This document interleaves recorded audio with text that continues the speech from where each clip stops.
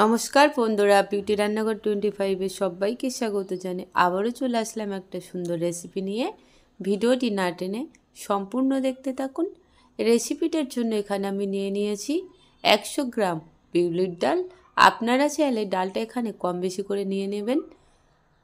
ডালটা আমি খুব ভালো করে বেছে জল দিয়ে ধুয়ে নেব। এখানে আমি ডালটা 2 থেকে 3-4 বার ধুয়ে পরিষ্কার করে নেব।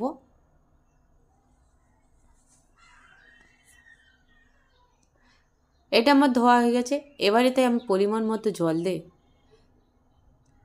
2 থেকে 3 ঘন্টা ঢেকে রেখে দেব ভিজতে। 2 থেকে 3 ঘন্টা পরে খুলে দেখে নেব এটা কেমন হয়েছে। এটা একদম ফুলে গিয়েছে আর এটা আমার নরমও হয়ে গিয়েছে। এবার এটা আমি বেটে নেব। আপনারা চাইলে শিলেও বেটে নিতে পারেন। আমি এটা মিক্সিতে বেটে নিয়েছি। এটাতে এবার অ্যাড করে দেব আমি সামান্য 1 চিমটে নুন। এটা কিন্তু আমি বেশি নুন দেব না, একদম অল্প নুন দিয়েছি।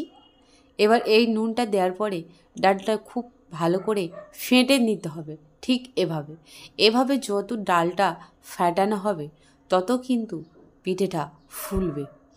ঠিক এভাবে আমি অনেকক্ষণ ধরে 10 মিনিটের মতো 10 থেকে 15 মিনিটের মতো ফেটে নিয়েছি। চলে যাব আমি নেক্সট স্টেপে।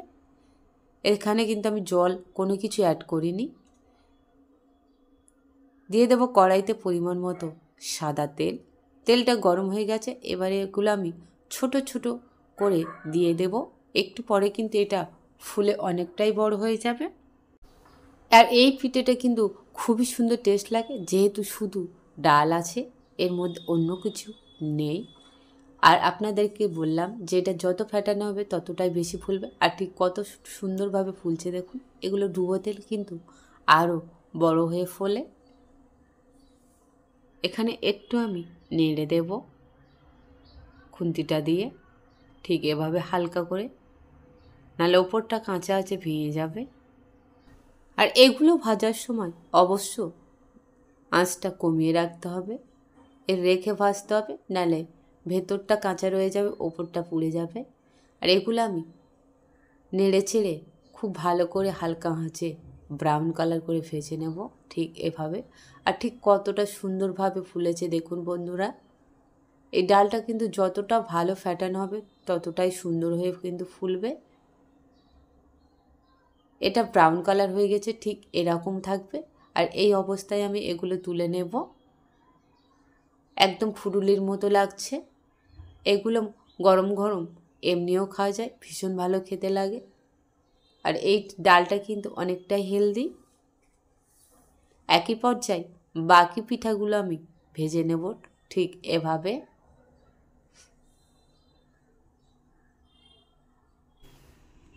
এগুলোও আমার ভাজা হয়ে গিয়েছে, তুলে নেব।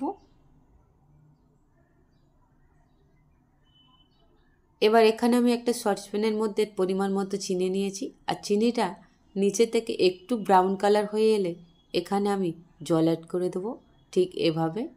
এটা কিন্তু হালকা ব্রাউন কালার হয়ে এসেছিলো নিচ থেকে। এবার আমি জলটা দিয়ে দিয়েছি।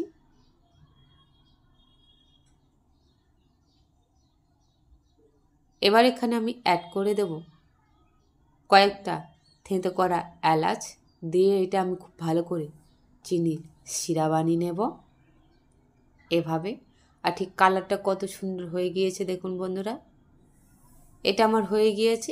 এটা রসটা একটু মোটা হয়ে এলে তবে এটা নামাতে হবে। এবার এই গরম গরম রসটা আমি পিঠার মধ্যে অ্যাড করে দিয়েছি। দিয়ে এটা আমি 20 থেকে 30 মিনিটের মতো ঢেকে রেখে দেব। 20 থেকে 30 মিনিট পরে খুলে দেখে নেব এটা কেমন হয়েছে। এইটা একদম পারফেক্ট হয়ে গিয়েছে। আর চিনির শিরাটা কিন্তু পিঠাগুলোর মধ্যে খুব ভালো করে ঢুকে গিয়েছে। এবার এইটা একটি পাত্রে আমি নিয়ে নেব। এটা কিন্তু সম্পূর্ণ ডালের, আর এটা কিন্তু বিউলির ডালের। আর এটা ভীষণ ভালো খেতে লাগে।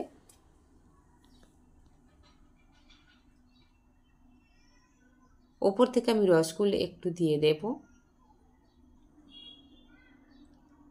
আমার বিউলির ডালের রস বড়া রেডি, বা রসবড়া পিঠা রেডি।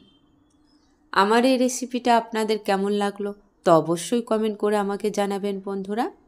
রেসিপিটি ভালো লাগলে লাইক, কমেন্ট, শেয়ার, সাবস্ক্রাইব অবশ্যই করবেন, আর বেশি বেশি করে বন্ধুদের কাছে শেয়ার করে দেবেন।